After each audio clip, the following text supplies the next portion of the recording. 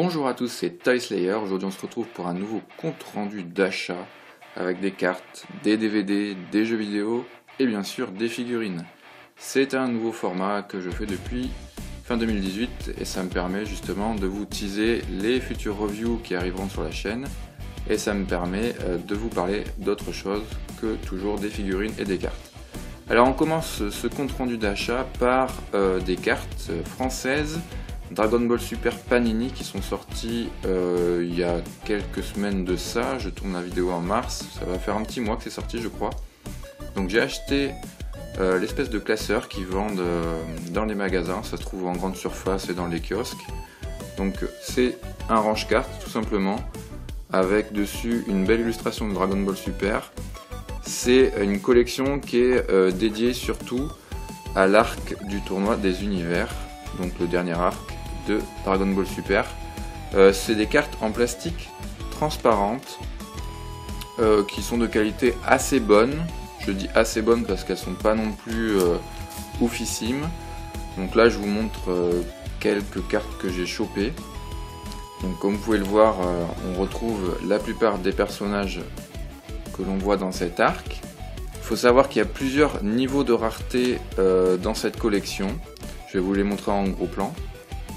Alors pour les différents niveaux de rareté, vous avez les cartes dites communes avec le nom du personnage, l'univers auquel il appartient, la puissance en bas et derrière la carte vous avez le numéro de la carte et un petit blabla. Des cartes puzzle qui sont assez cool. Des cartes Spark qui sont considérées comme les cartes rares et qui sont foil. Alors ça se voit pas très bien à la caméra parce que j'arrive pas trop à les faire foiler, j'ai pas trop de bons reflets. Mais sachez qu'il y a des effets bulles. Ensuite vous avez toujours des cartes brillantes avec des personnages en SD qui s'appellent justement des SD cards. Donc ça brille même si ça se voit pas trop à la caméra. Et enfin les cartes les plus rares, les ultra cards, donc des cartes avec un vernis sélectif dessus. Et des cartes qui ont un contraste assez cool qui rendent les personnages bien badass. Voilà pour cette collection de cartes Panini. Je sais pas si je vous ferai une vidéo dessus, est-ce que ça vaut le coup ou pas. N'hésitez pas à me dire dans les commentaires. Mais en tout cas c'est une collection de cartes que je vous conseille. Au niveau des cartes en elles-mêmes, elles sont en plastique. C'est un plastique souple, plutôt solide. Seul petit défaut, surtout pour les cartes basiques en fait.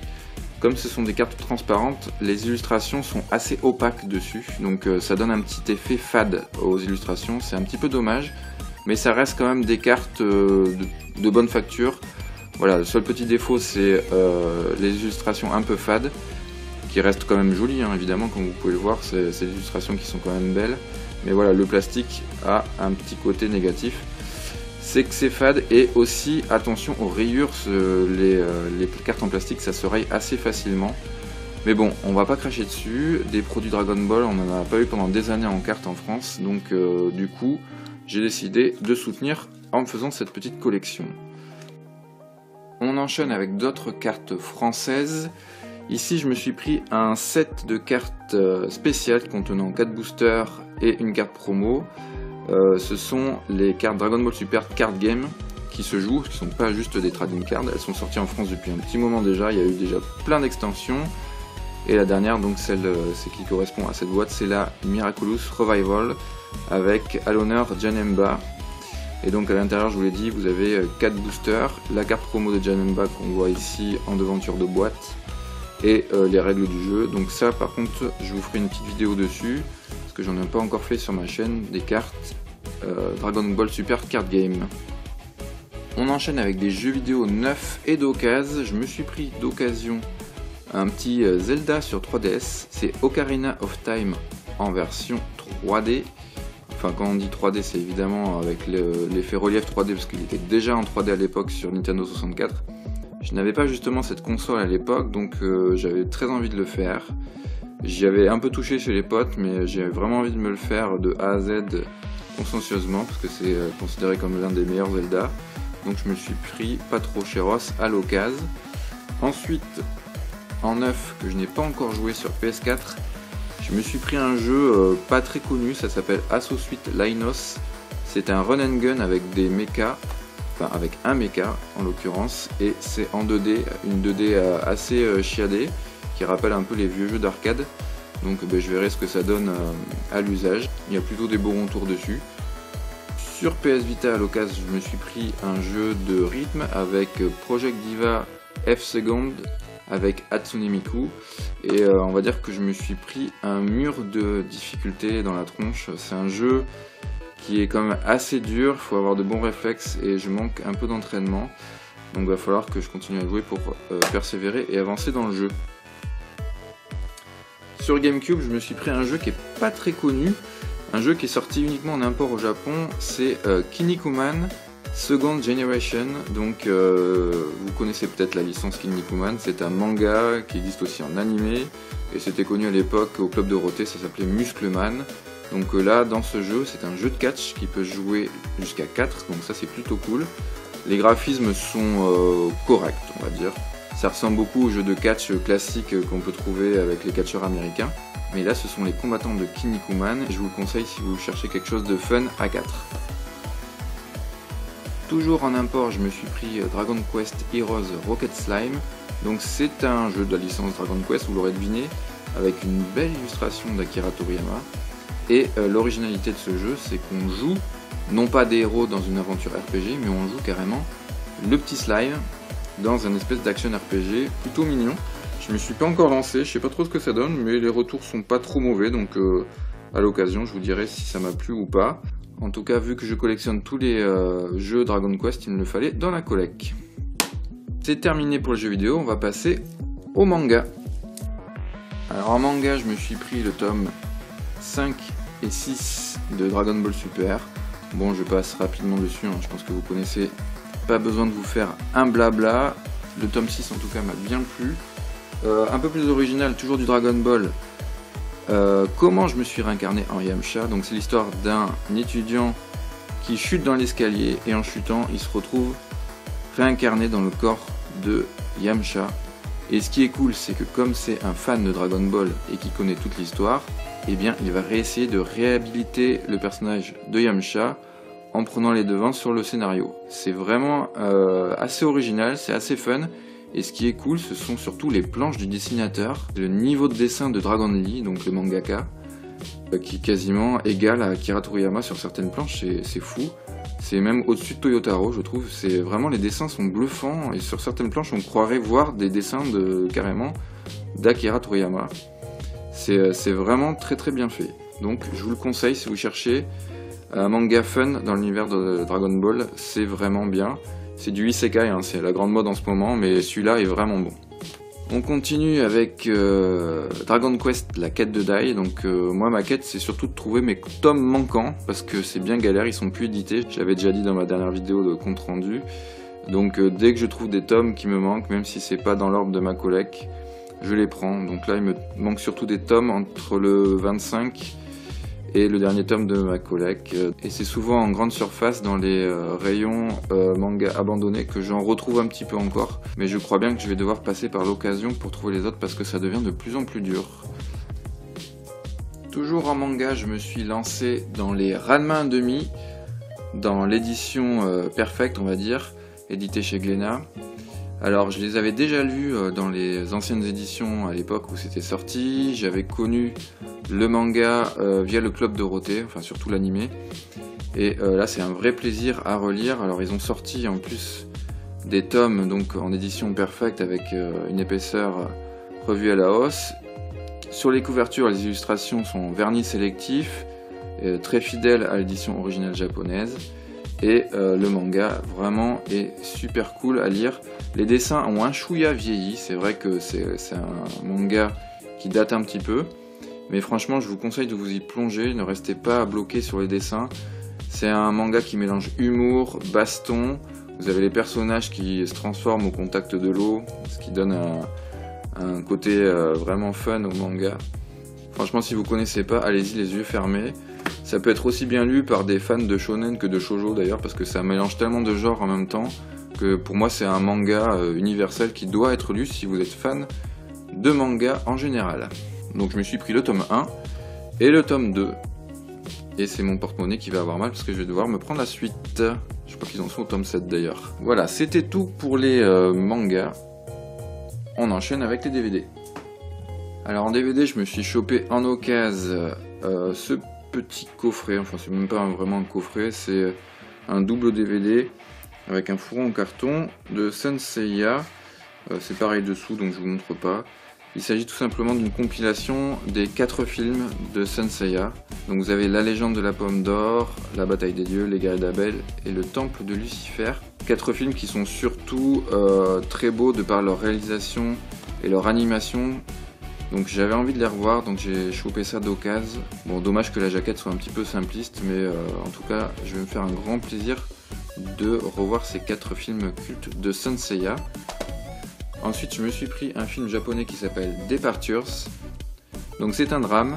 C'est l'histoire d'un violoniste qui perd son job et qui décide de retourner dans son village natal avec sa femme. Seul hic, c'est qu'il ne retrouve pas de boulot. Et il se retrouve en fait à accepter un job, un peu par erreur d'ailleurs. Et il se retrouve à travailler pour les pompes funèbres au Japon. Alors il faut savoir qu'au Japon, tous les métiers qui touchent à la mort sont très tabous. Vous êtes considéré comme impur si vous travaillez dans les pompes funèbres ou dans tous les métiers où vous touchez des animaux morts ou des corps morts entre guillemets. Et donc là c'est assez frustrant parce qu'en plus il a un travail qui est assez noble entre guillemets. C'est-à-dire qu'en fait il est embaumeur de corps, c'est-à-dire qu'il va maquiller les corps avant les cérémonies funéraires pour qu'ils soient présentables devant les familles.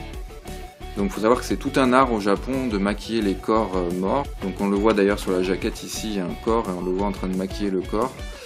Et le film est vraiment très beau, les acteurs sont vraiment convaincants. On retrouve Ryoko Ilosue qui est une idole japonaise qui joue dans pas mal de films et de dramas. Elle est connue en France pour avoir joué dans Wasabi avec Jean Reno. Bon, c'est un film complètement oubliable, une comédie toute pourrie. Mais dans ce film-là, elle est vraiment convaincante, l'acteur aussi est superbe. Je vous le conseille, c'est vraiment une comédie dramatique qui est vraiment belle. Et en plus, ça vous apprendra certaines mœurs au Japon par rapport à tout ce qui concerne la mort. Donc vraiment un très beau film qui date de 2009 mais qui se regarde encore bien. Il est vraiment chouette. Star Wars 8, Les Derniers Jedi. On en parle ou pas?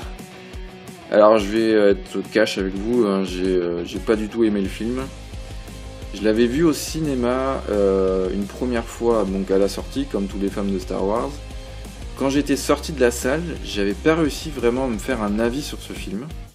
Je suis allé le revoir et j'ai pas aimé. Je l'ai racheté en DVD pendant les périodes de Noël. Et plus je le regarde, plus je le trouve nul. Plus je vois les défauts de plus en plus criants. Alors le film reste quand même, attention, c'est pas non plus un étron. Ça se regarde, ça reste divertissant, il y a des belles scènes, il y a des bonnes scènes d'action, etc. Certains acteurs sont assez convaincants, mais ce qui me gêne le plus moi c'est le scénario qui n'a ni queue ni tête, et surtout qui n'a aucun intérêt, qui ne fait pas du tout avancer l'histoire, et qui répond quasiment très peu à tout ce qu'avait mis en place J.J. Abrams dans l'épisode 7. Là j'ai l'impression qu'on a voulu mettre un coup de pied dans la fourmilière. Le réalisateur a voulu prendre les fans à contre-pied, mais au final, c'est complètement raté. Je comprends pas quel est l'intérêt de ce film. Bon, ma chaîne, c'est pas une chaîne de critique de films, donc je vous ferai pas une critique construite, tout ça. Mais en quelques mots, moi, j'ai été vraiment refroidi par ce film. Comme je vous l'ai dit, c'est pas irregardable, hein, on passe des bons moments même, mais au point de vue scénario, j'ai pas compris ce qu'ils ont voulu faire. À quoi ça sert de mettre en place dans un épisode 7 des nouveaux personnages si c'est pour tout balayer dans l'épisode d'après et surtout n'apporter aucune réponse? Alors je vous conseille la vidéo d'un youtubeur qui s'appelle Durandal, qui est très connu sur YouTube, qui fait des critiques de films, qui a fait une vidéo en 2 parties et qui explique pourquoi ce film est en partie raté. Alors il le fait de manière beaucoup mieux que moi et de manière beaucoup plus construite et documentée. Je vous montre dans ces 2 vidéos à quel point ce film a des gros défauts en termes de construction. Et surtout, à la fin de ce film, bon, je vais pas vous le spoiler, mais à la fin de ce film, moi personnellement, j'attends même plus le 9. Ça m'a un peu complètement dégoûté de Star Wars. Et ce qui est fou, c'est qu'à côté de ça, Disney est capable quand même de produire des animés comme Star Wars Rebels, ou encore avant on avait eu Clone Wars qui était aussi un animé, On a des comics à côté, des jeux vidéo qui arrivent à avoir des scénarios assez prenants. Rebels c'est pas mal, quand on creuse dans la série, franchement il y a des bons moments. Clone Wars aussi, il y a des bons comics. Franchement je comprends pas. Ils sont capables de créer des bons univers sur d'autres formats, mais sur le format cinéma, qui est quand même le format principal sur lequel on connaît Star Wars, je trouve qu'ils sont en train de s'enfoncer totalement. Et ne parlons pas de Solo, qui a très peu d'intérêt, quoi. Raconter l'histoire de Solo... Bref, j'arrête parce que sinon je vais continuer à rager. En tout cas, je fais pas partie des fans hardcore de Star Wars qui vont insulter les acteurs et tout sur Twitter. Ça, c'est pas mon trip du tout. Je respecte le travail qui a été fait, mais vraiment, à titre personnel, et ça n'engage que moi, je n'ai vraiment pas du tout aimé ce film. J'espère que le 9 me surprendra en décembre prochain. On passe aux figurines. Pour les figurines, je me suis chopé le volume 1, 2 et 3 des WCF tirés du film Dragon Ball Super Broly. Elles sont encore sous leur plastique. Je vous en parlerai bientôt dans une review et vous allez voir, à mon avis ça risque d'être assez tranchant parce que ils ont un petit peu merdé sur les finitions d'après ce que j'ai pu voir sur les vidéos d'autres youtubeurs. J'espère que mon lot va passer entre les mailles du filet, mais malheureusement j'y crois pas trop.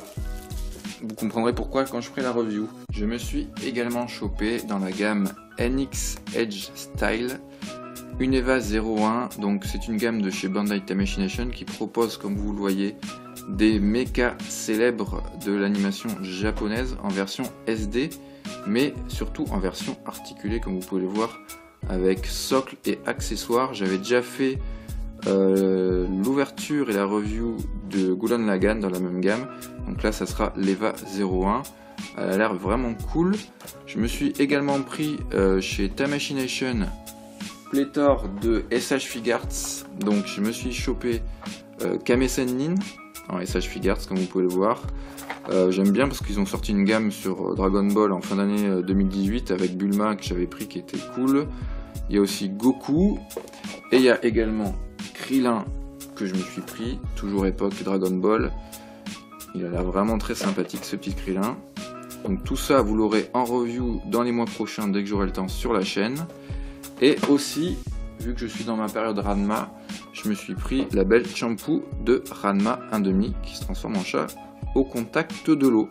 Ce compte rendu d'achat touche à sa fin, j'espère que ça vous aura donné des idées d'acquisition et que ça vous aura plu. En tout cas, ça vous donne un aperçu des futures reviews de figurines qui vous attendent sur la chaîne. Quant à moi, je vous dis à très bientôt. N'hésitez pas à vous abonner si ça vous plaît. Vous pouvez également me suivre sur Twitter et Instagram. Vous avez les liens dans la description de la chaîne et sur ma bannière YouTube. Et je vous dis à très bientôt. Tchuss!